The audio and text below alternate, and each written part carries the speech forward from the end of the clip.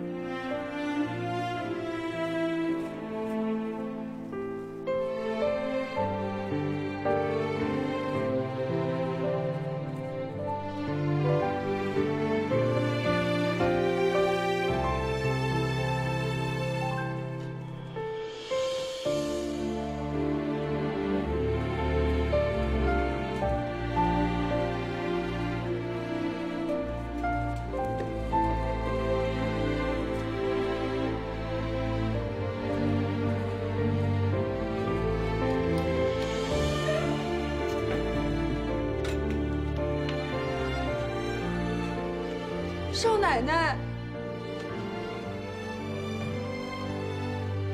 我娘呢？在里面。少奶奶，还是你最好，所有人都走了，就你回来了。我去看看娘。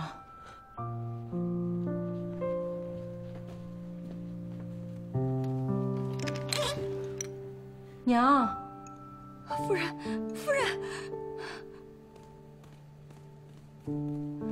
娘，我刚刚才知道，这是怎么了？冤了，冤的。老爷是怎么死的？说是在牢里暴病而亡。老爷身子一向健壮，怎么会突然得病呢？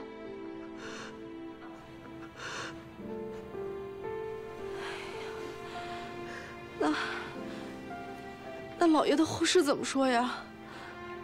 都办完了，这么快？二爷说，老爷死的不明不白，不依铺张，就悄悄办了。少奶奶，春心儿，少奶奶，你可算回来了！家里的这些丫鬟、小厮，有良心的都偷偷跑了，没良心的把家里能卷的都卷走，也跑了。就吴平屋里这几个一直守着。少奶奶，我们一直等着你回来呢。少奶奶，你不走了吧？老爷从前说的都是气话，你就别走了吧，啊！可是我，你看看现在家里都乱成什么样了，你看夫人都病成这个样子，需要一个人坐镇。夫人，杨知焕特来辞行。这帮没良心的，老爷在的时候没少挣钱，老爷不在了，一个二个都来辞职，带我去骂他。莲儿，算了，他也是九死一生。我去问问。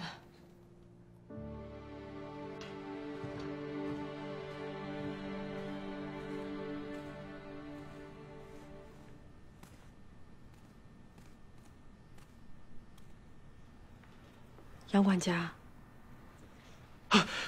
少奶奶，你也要走啊？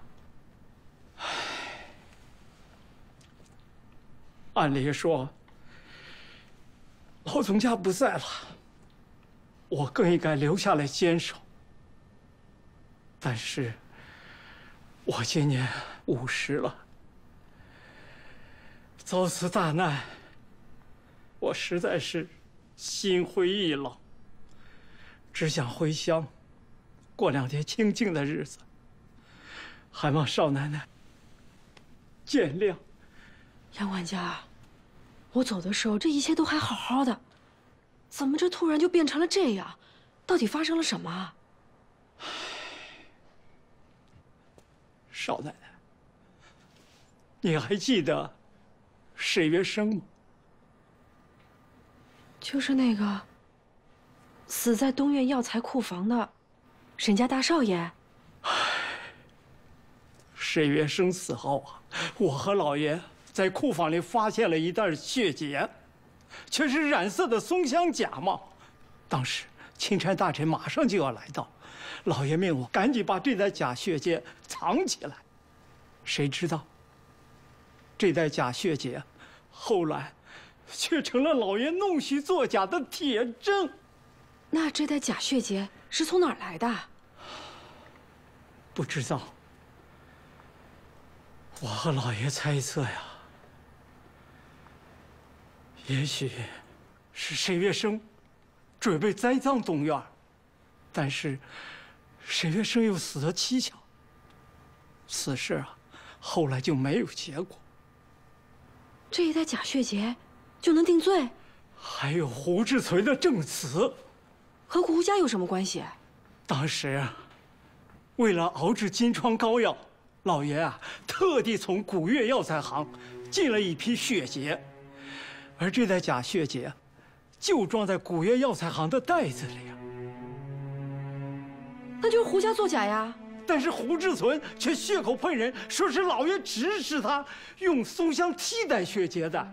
老爷指使的，这怎么可能？是啊，我从16岁就进东院，从学徒干起，我敢拿性命保证，坑蒙拐骗、营私舞弊这些事儿，老爷是一件都没做过。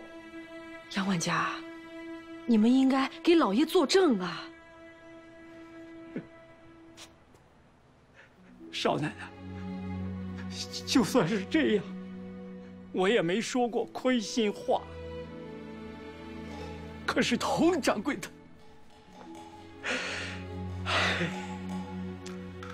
老爷从来都没亏待过他，可他也帮着胡志存作证。哎，少奶奶，少奶奶，你要去哪？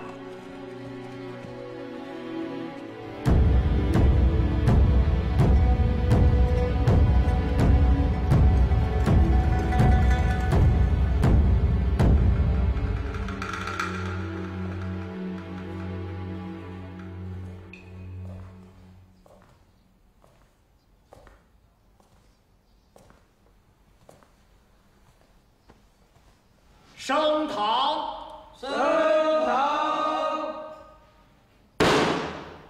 何人击鼓鸣冤？是你。民妇周莹加盟祈冤，请赵大人主持公道。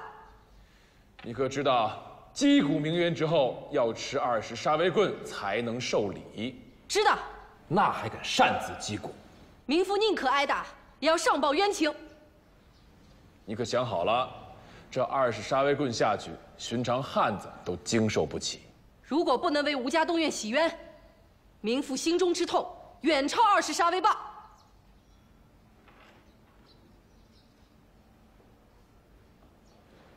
你说的可是吴家东院的军需案？是。吴卫文弄虚作假，谋取暴利，已是铁证如山。吴卫文生前将诚信看得比什么都重。当初东院讨论订单，我提议用效果稍弱的杜鹃花叶子代替血洁，都被他臭骂一顿。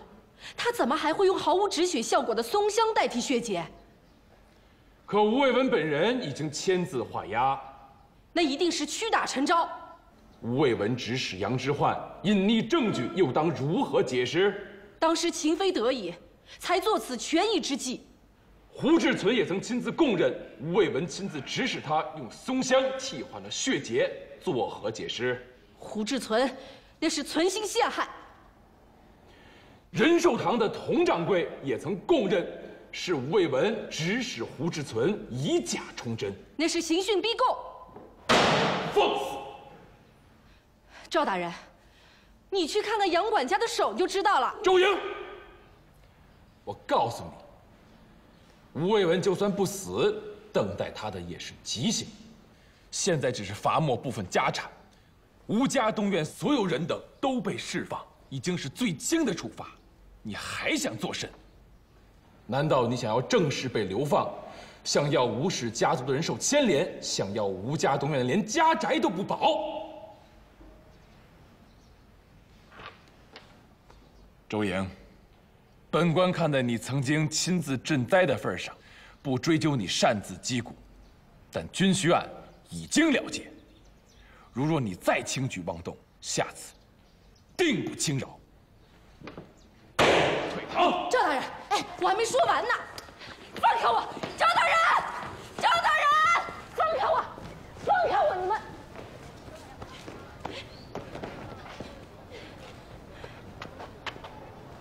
王世军，跟我来。去哪儿啊？王世军，哎，你这干嘛呀？你没事吧？没事啊。你以后不要再这样冲动，行不行啊？哎，你把我拉来这儿干嘛呀？有人让我把这样东西交给你。什么呀？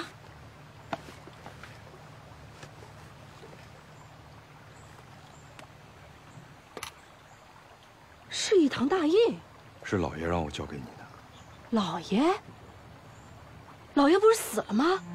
那天把你撵走之后，老爷找到了我，把这个大印交给我，并叮嘱，在军需案彻底了结之后，如果他还活着，就把大印还给他；如果他不在了，就把大印交给你。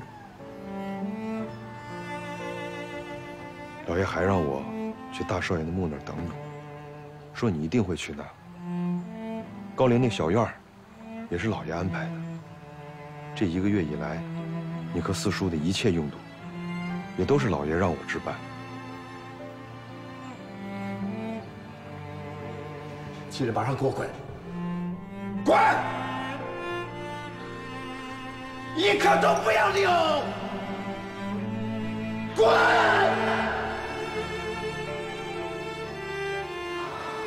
老爷撵我走，其实是做给外人看的。我想应该是的。他预见到了这个案子可能凶险无比，所以将我赶出东院。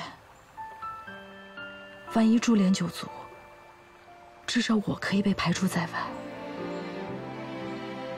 他对我这么无情，其实是在保护我。他要保护的不只是你，还有谁？还有你肚子里的孩子。什么？我有孩子了？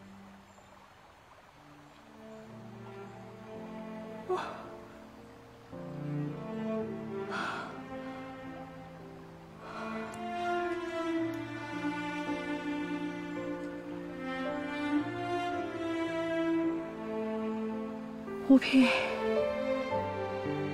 我们有孩子了。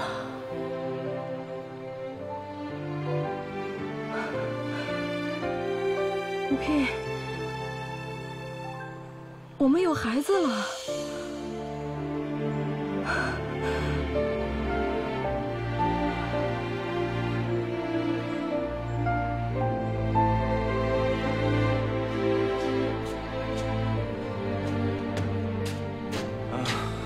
娘，我回来了。星儿，吃饭了吗？我午饭都没吃呢。啊！快去给二少爷热点饭菜。嗯。怎么累成这样啊？啊！那些掌柜的真把你当跑街的了。别急啊，我明天就让人给他们带话。哎，娘，你千万别，我让他们那么干。你可是沈家的二少爷呀！沈家二少爷有什么意思？那什么有意思啊？泾阳跑街之王。哎，娘，有没有热茶？我要喝热茶。我要喝热茶。好，你等着，我让人给你倒去啊，马上就来。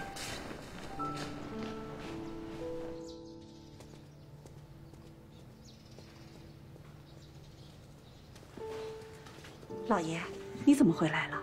不是说不回来的吗？吃饭了吗？吃了。哎，星儿在里面，你可别骂她啊。他来这干什么？我是他娘，他来给我请安的。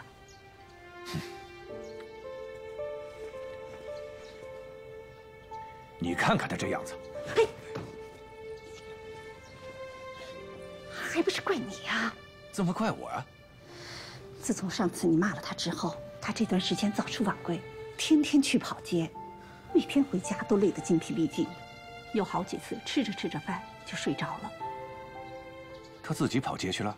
是啊，茶行、药材行、土布行、皮毛行、米行，那些掌柜的个个把他使得团团转。原来有5个跑街的，现在只剩下3个了。说是星儿一个顶俩。我怎么不知道呢？星儿让他们别告诉你。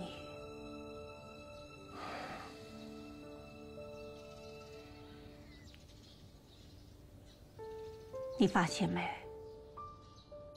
这1个多月，星儿瘦了1圈儿，人也晒黑了，身上背上全都是伤。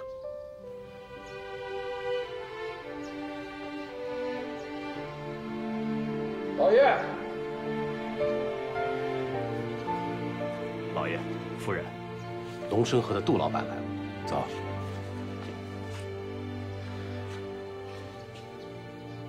他这样睡很容易着凉，给他盖个被子吧。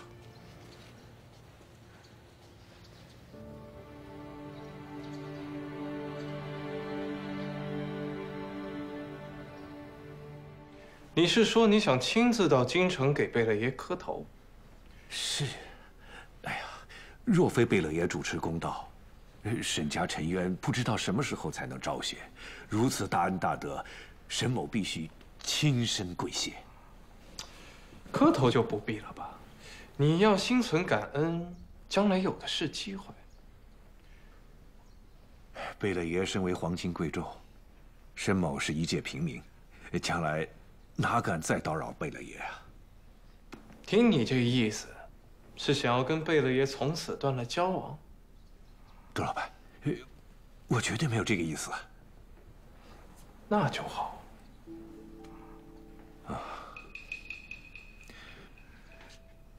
既然不能觐见贝勒爷，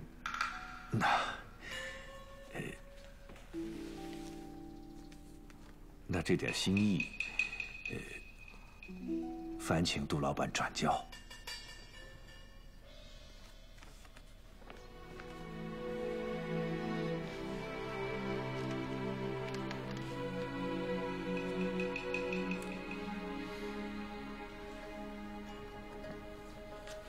贝勒爷什么人呢？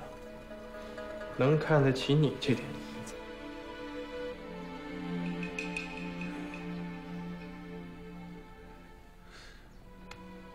那，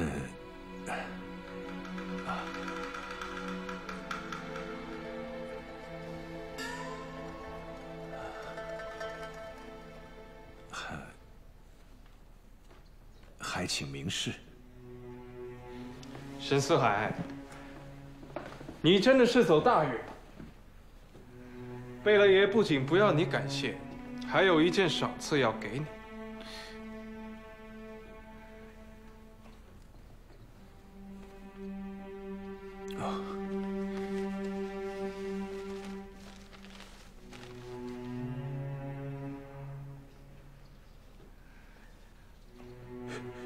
军需订单。没错，军需订单之前都是吴家东院垄断，可现在吴家东院已然不在，可这订单总得有人来完成。沈老板，你可有兴趣？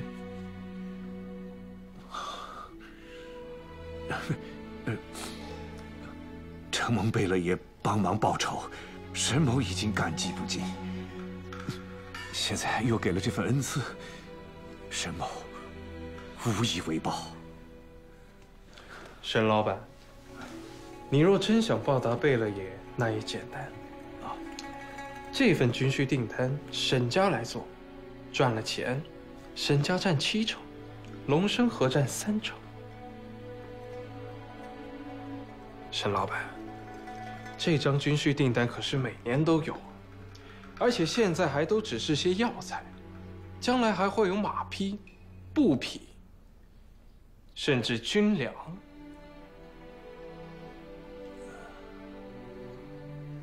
你想想看，吴卫文凭什么能够成为金阳之冠？不就是靠着承接军需订单吗？现在同样的机会摆在你面前，沈老板就看你想不想了。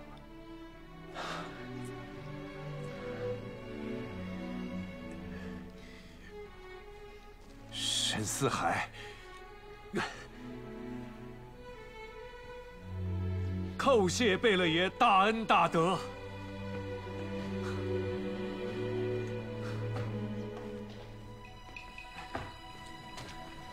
白石啊，你这次能够升任西安知府，全靠李大人提携。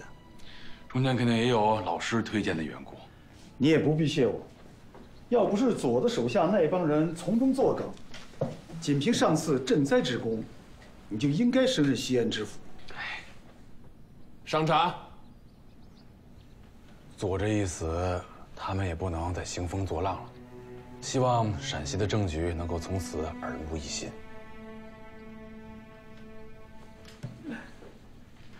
白石啊，你还是那么天真呢。你仔细想一想，陕西自巡抚以下都换了些什么人？都是贝勒爷那一线的。你在陕西，也只怕是依然孤军奋战的局面。不管时局变得多么复杂，白石定当勇猛精进，绝不退缩。有一个人，你要特别注意。哦，泾阳龙生河的老板杜明礼，此人来头不小，背景通天啊。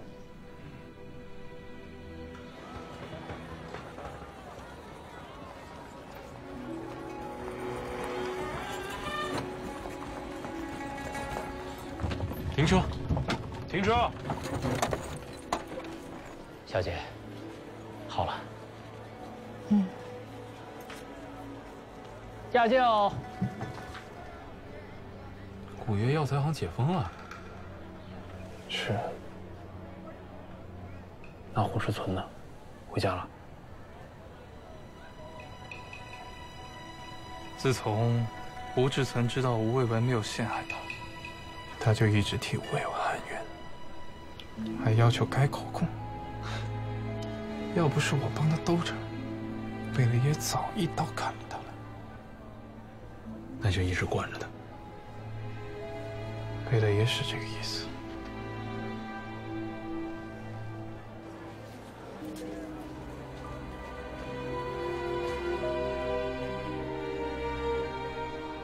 走吧。走。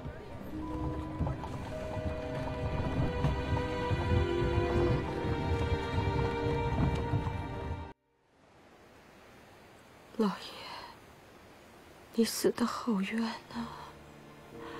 真的死得好冤啊！老爷，你死得好冤啊！好冤！按照吴家祖上的规矩，谁掌有这市义堂的大印，谁就是吴家的大当家，统领东西南中4院。啊？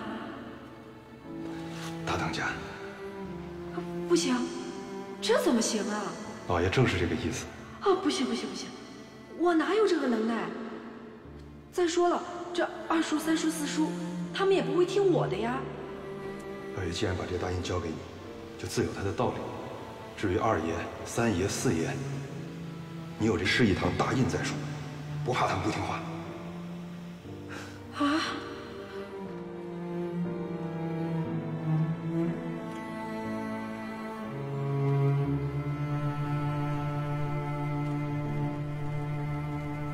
真的死得很冤啊！为什么会这样？为什么，老爷？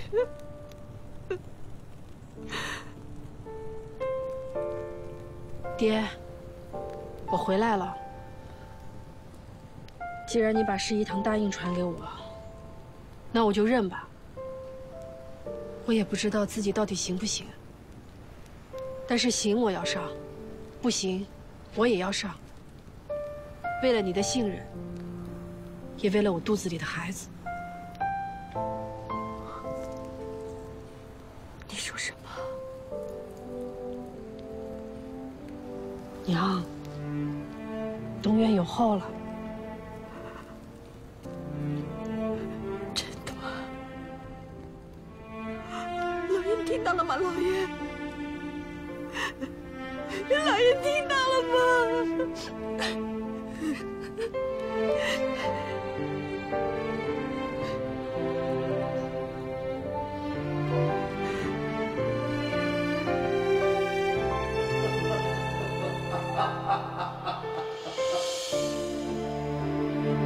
吴家东院有后了，真是父心中的万幸啊！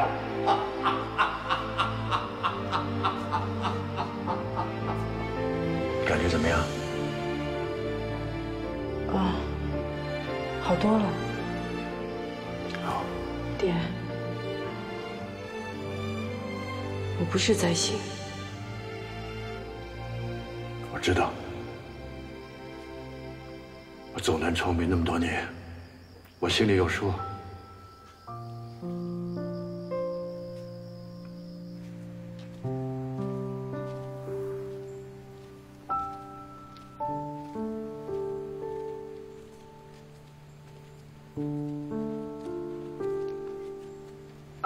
爹，张妈。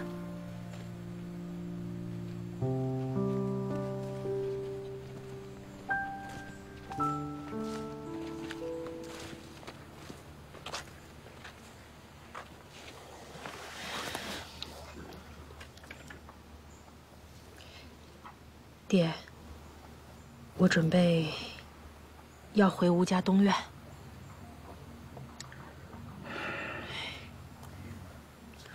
东院现在什么都没了，唯一能撑的人就是我了。如果我走了，东院就彻底败了。吴聘在九泉之下，一定不会瞑目的。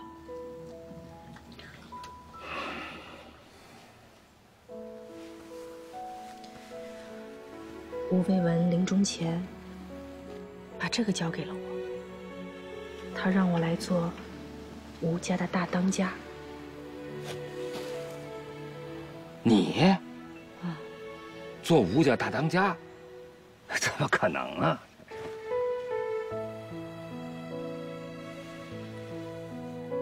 就冲着这份信任，我也不能走了。你傻呀！你真做了那什么吴家大当家，那就陷在这里了，再也走不掉了。爹，我已经走不了。为什么？我肚子里有孩子了。啊？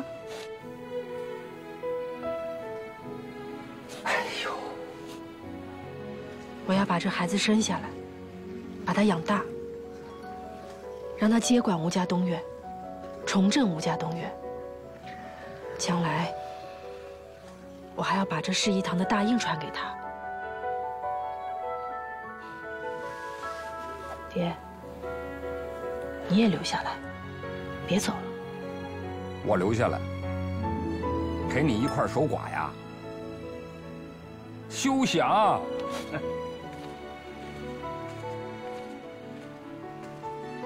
我要是留下来啊，那也是为了陪我外孙子。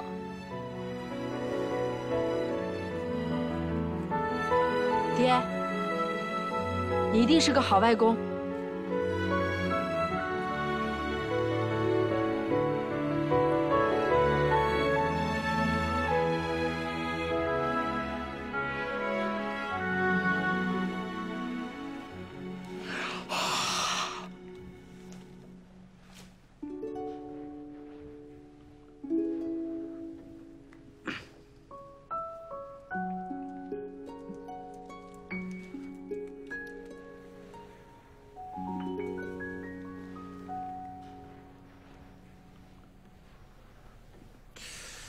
真的假的？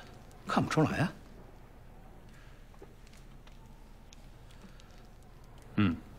真的。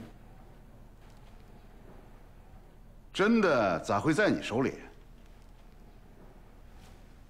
是老爷传给我的。我大哥不是把你都撵出去了吗？还会把印传给你？爹当时撵我走，其实是为了保护我和我肚子里的孩子。孩子？是吴聘的？哎，老三，这大的事情，我是要问清楚吗？是大哥亲手传给你的？是老爷亲手将这印给我的，嘱我在风平浪静之后，把这个大印亲自交给少奶奶。东院这么多人，为什么让你转交呢？爹当时不知道军需院会如何结案，他怕所托之人也被牵连，而王世军只是学徒，不算是东院的人，与我又是旧识，人也老成，于是选了他。啊，这倒像大哥做事。几位叔叔不会再怀疑了吧？那你想怎么样呢？按照吴家的规矩，这世仪堂传到谁手上，谁就是吴家的大当家。所以我想，想都别想。我们吴家人就是死光了，也轮不着一个女人来做大当家的吧？四叔，你是不认这方世仪堂大印吗？印我认呢，但你这个人我不认。我这个人怎么了？难道我不是吴家东院的儿媳妇？你怎么进的吴家东院，我们大家心里都很清楚。你祸害了吴家东院也就算了，但是我们中院绝不让你祸害。二哥、三哥，你们怎么想我不管，但如果这个女人做了大当家的，我们中院第一个不服。告辞了。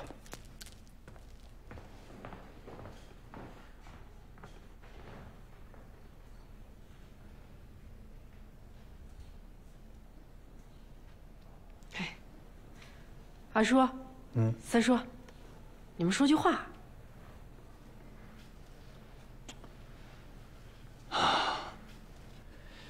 这几十年来，吴家的大当家都是德才兼备的人物。周莹啊，以你现在的资格、能耐，就算有十一堂大印在手，恐怕也难服众。那二叔的意思是？我的意思啊，缓缓再说吧。啊，哦，对了，周莹，最近西院的生意特别忙，我就先走一步了。以后呢，如果没什么大事儿，今后我就不来柳川厅了啊。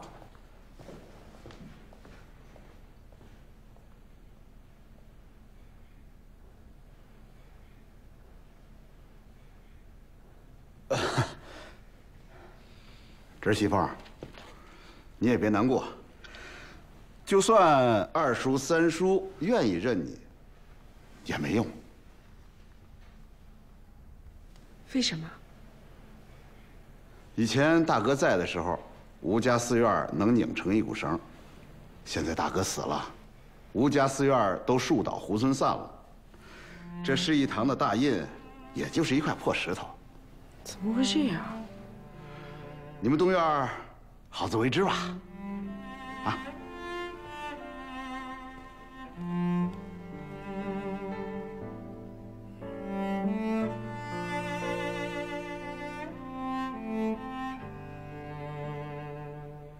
按照吴家祖上的规矩，所有的字据契约，哪怕双方都签字画押，都不能算，必须得盖上这十一堂的大印才能生效。你还记得吗？老爷在把你赶出家门之前，他同样和二爷、三爷、四爷也断绝了关系。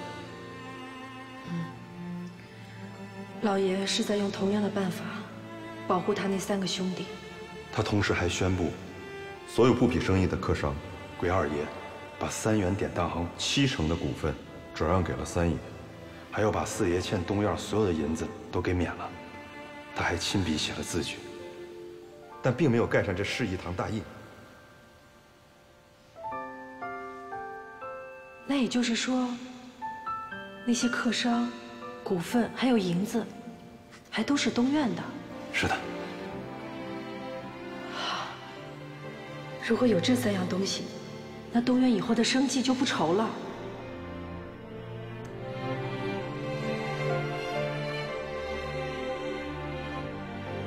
以前老爷在的时候，这3个人恨不能把东院的门槛都踏平。现在老爷尸骨未寒，他们就翻脸不认人，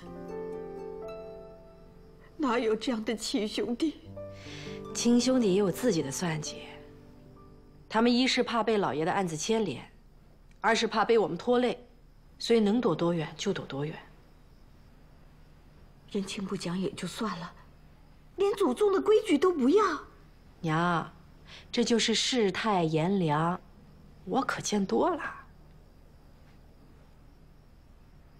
老爷呀，你把这十一堂的大印交给我们，也没有用啊。谁说没用？我看他能当镇纸，要来了小偷，我还能当砖头，还能垫桌子呢，还能要债。吴家的大当家我可以不当，但是东院的银子我必须得要回来。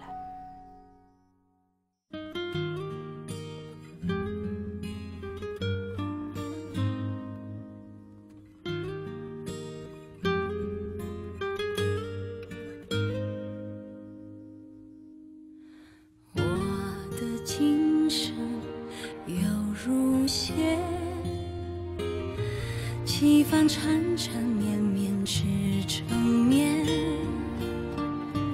我问思念应从哪边采？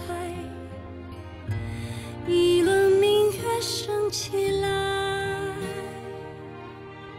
行走在茫茫月光的中间，我不能久留于伤感。待天空云舒寂了，我发现你从未离开我身边。遥遥相对，漫天清辉，再从容看一遍，恍若雨水。忍不住一时凭空以为岁月有痕都在心扉，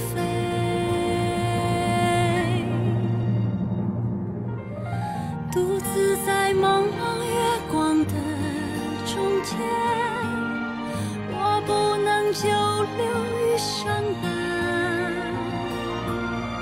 待天空云舒寂了，我发现你从未离开我身边。遥遥相对，漫天清辉，再从容看一遍，恍若雨水。忍不住一时凭空以为岁月有痕都在心扉。行走在茫茫月光的中间，我不能久留于伤感。待天空云舒寂了，我发现你从